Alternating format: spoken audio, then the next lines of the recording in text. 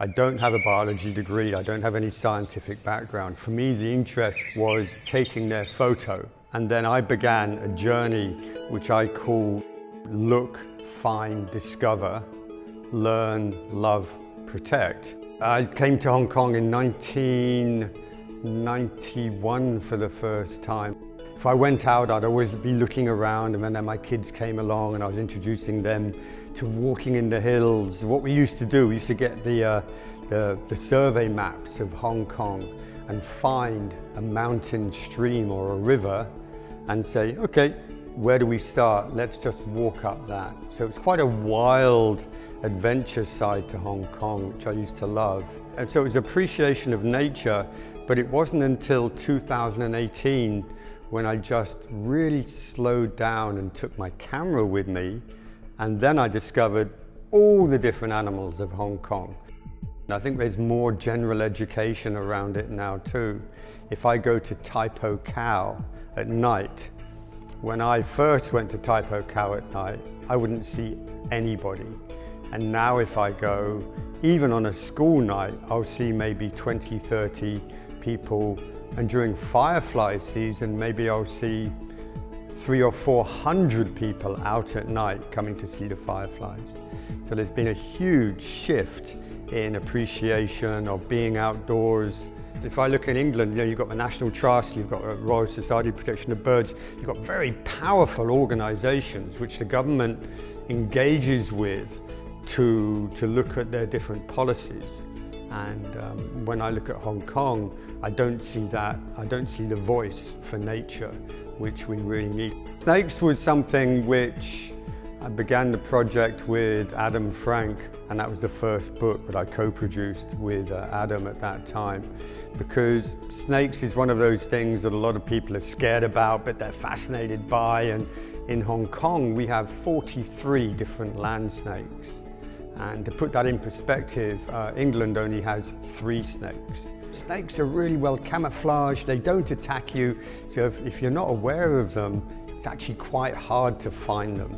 So when you photograph snakes, there's always 2 ways for animal photography. There's in situ, which means taking the picture of the animal as it is without disturbance.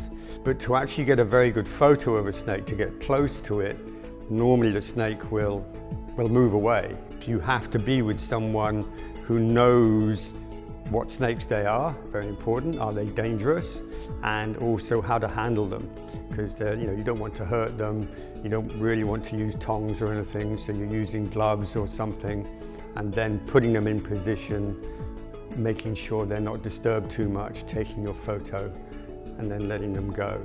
When you think about how many snakes we have, 43, compared to 12,000 bugs, 3,100 moths that we have in Hong Kong, 256 butterfly species.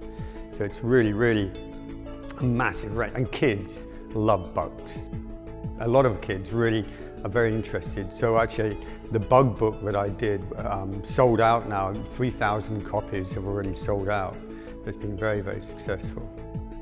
The mammals here are much harder to see, like the leopard cats, the palm-faced civet, the small Indian civets, the mongoose. They're quite hard to see. You really need to spend a lot of time going out and looking for them, setting up camera traps at night.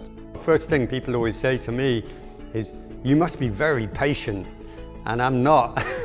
So I think I've become a lot more patient over time.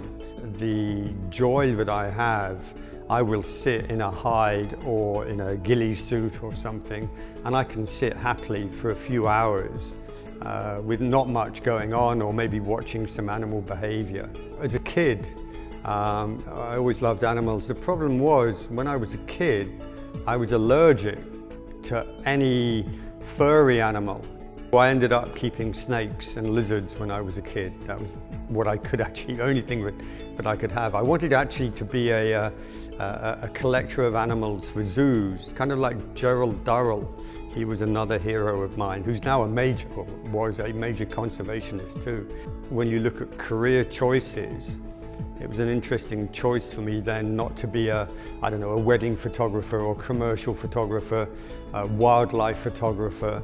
I chose to become, as a wildlife photographer, you constantly come up against the barrier, if you like, of the animal's welfare must come first.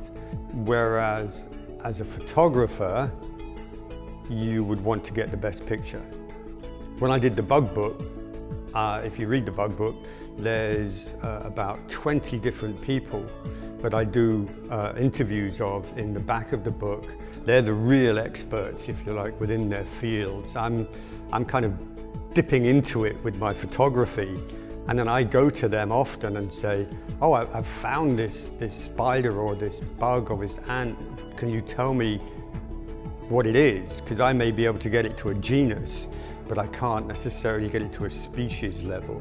Having left Hong Kong now, I'm still attached to Hong Kong with the books, but I think there's so many more stories to tell about the animals here to engage the people.